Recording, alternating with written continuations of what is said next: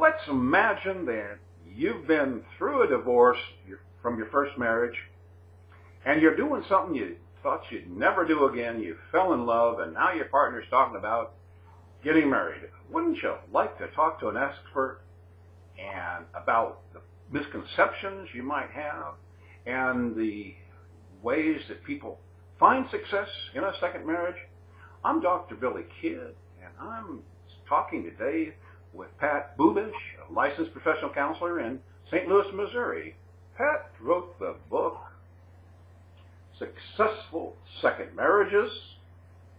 Pat, let's imagine that I'm divorced, and what's the most likely misconception I'm going to have about getting married a second time?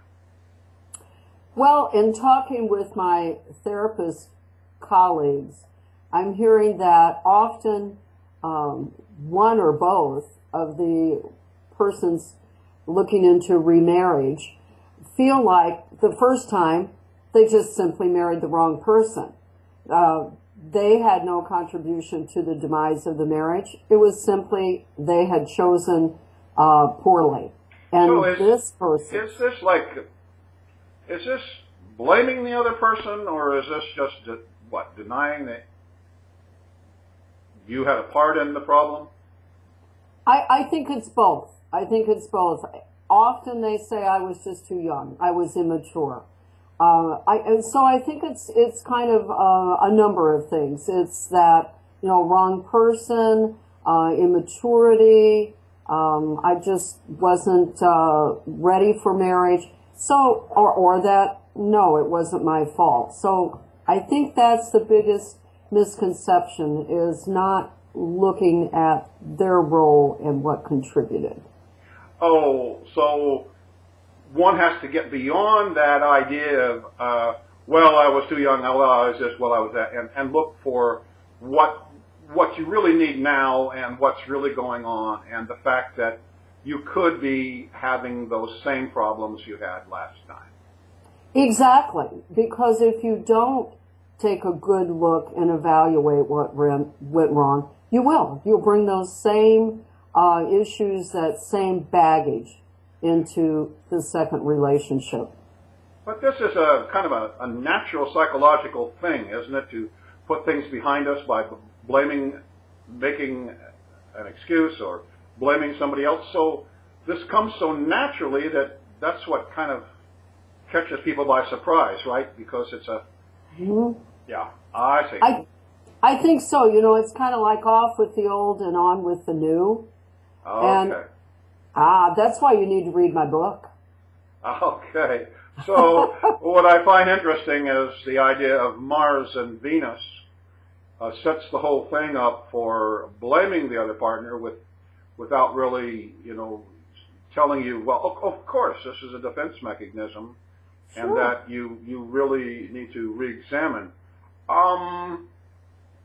So let's imagine another situation. I'm been divorced from my first marriage for, let's say, a year and a half, 2 years.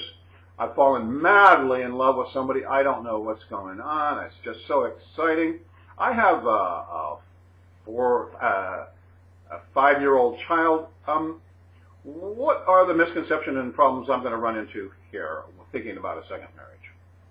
Well, I think it's always interesting when a parent comes to me and they're upset because they're so in love. They found the most wonderful person in the world, and now life is fresh and new and exciting again, and they're going to get married. But this child is acting out and creating havoc for everyone.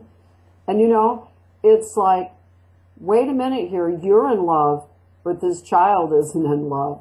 This child has another parent, and they're not necessarily going to be on board the way you are.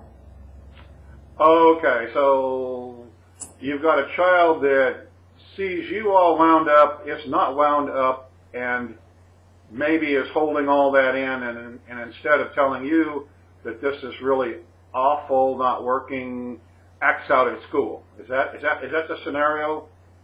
It often can be. It certainly can. They save it up and then they play it out in other arenas and other environments. And then the parent has to deal with that at some level.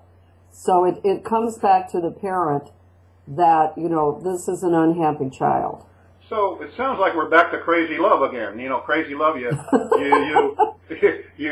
fall madly in love and you blame the ex so you can move forward. You fall crazy in love so you move forward and don't actually realize the needs of your child, even though you're a great parent and your child sees you happy and going like, I better not get in the way, but doesn't know how to handle it. I've got another one. What do you think the effect of this ongoing recession and change in the economy is having on second marriages?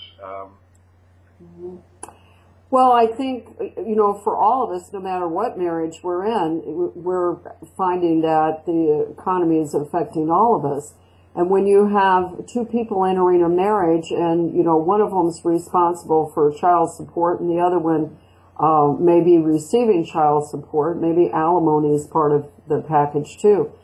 I think it behooves this couple to sit down and look at finances before they just... I see. Mm-hmm. So it sounds to me like entering into a second marriage, a person's got to watch out for how crazy love affects you, to overlook the idea of all these issues we talked about, finances, children, blaming the ex-partner without really examining what you want out of this relationship. I'm talking with Pat Bubash. I'm Dr. Billy Kidd. Pat Bubash wrote the book Successful Second Marriages. It's available at Amazon.com, and I hope you take a look at it, and I'll be getting back to you. This is Billy Kidd at Billy Kidd Live.